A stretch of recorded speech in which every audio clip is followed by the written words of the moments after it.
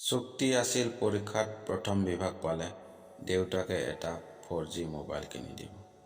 সেই আশাতেই ছোৱালীজনীয়ে সকলো বাদ দি বহু কষ্ট কৰি পঢ়িছিল।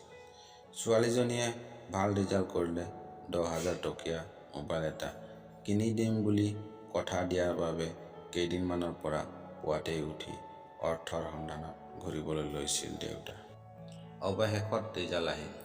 প্ৰচণ্ড ৰ'দতো অৰ্থৰ বাবে দেউতাক কঠোৰ পৰিশ্ৰমত ব্যস্ত। তেনে সময়তে তেওঁৰ জেপত থকা ফোনটো বাজি উঠিল। সিফালৰ পৰা তেওঁৰ ছোৱালী আৱেগভৰা কণ্ঠৰে ক'লে, দেউতা, মই ফাৰ্ষ্ট ডিভিজন পালোঁ, লগতে 2খনত লেটাৰো আছে। কথাষাৰ শুনাৰ লগে লগে দেউতাকৰ চকুৰ পৰা দুটোপাল অশ্ৰু বাগৰি আহিল। নিজকে তেওঁ পৃথিৱীৰ সকলোতকৈ সুখী দেউতা যেন অনুভৱ কৰিলে। কিন্তু পিছ মুহূৰ্ততে তেওঁৰ মনটো বেয়া হৈ আহিল। কাৰণ এটা ফোন কিনিবৰ বাবে তেওঁৰ এতিয়াও টকাৰ যোগাৰ কৰিব নোৱাৰিলে। সিমানতে তেওঁ কামৰ পৰা ছুটী লৈ ঘৰলৈ বুলি গুচি আহিল। ঘৰত সোমোৱাৰ লগে লগে সন্তানৰ এষাৰ কথা শুনি তেওঁৰ চকুৱেদি অশ্ৰুৰ নিজৰা বৈ আহিল। তেওঁক সাৱটি ছোৱালীজনীয়ে ক'লে, দেউতা, মোক এতিয়াই মোবাইল নালাগে, HS পাছ কৰাৰ পিছতহে ল'ম। সঁচাকৈয়ে কি আচৰিত, কালিলৈকে নাচোৰ বান্ধোন ছোৱালীজনীয়ে আজি নিজ পিতৃক বুজি পাইছে।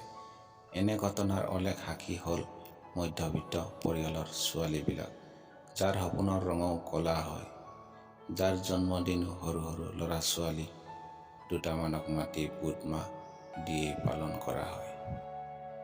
মধ্যবিত্ত পৰিয়ালৰ ল'ৰা ছোৱালীয়ে যেতিয়া আড্ডা মাৰে তেতিয়া তেওঁলোকৰ কথা বাৰ্তা শুনি খুবেই ভাল লাগে। কাৰণ তাত অনেক সপোন উৰি ফুৰে, থাকে বহুত নোপোৱাৰ বেদনা, আৰু থাকে সপোন পূৰ্ণ কৰাৰ দৃঢ় প্ৰতিজ্ঞা। এইদৰে হয়তো দামী ফোনৰ দৰে কোনো উপহাৰ পোৱাৰ লোভ এওঁলোকে এৰাই চলিব পাৰে। যিসকলে ওপৰত উল্লেখিত ছোৱালীজনীৰ দৰে পিতৃৰ কষ্টক বুজিব পাৰে, অদূৰ ভৱিষ্যতত তেওঁই সফল হয়। আৰু যিসকল পিতৃৰ কষ্টক হৃদয়ংগম কৰিব নোৱাৰে, তেওঁক টেটু চেপা দিয়ে, তেনে সন্তানৰ ভৱিষ্যত কি হয় আমাৰ চাৰিওফালে চালে বহুতো দেখিবলৈ পোৱা যায়।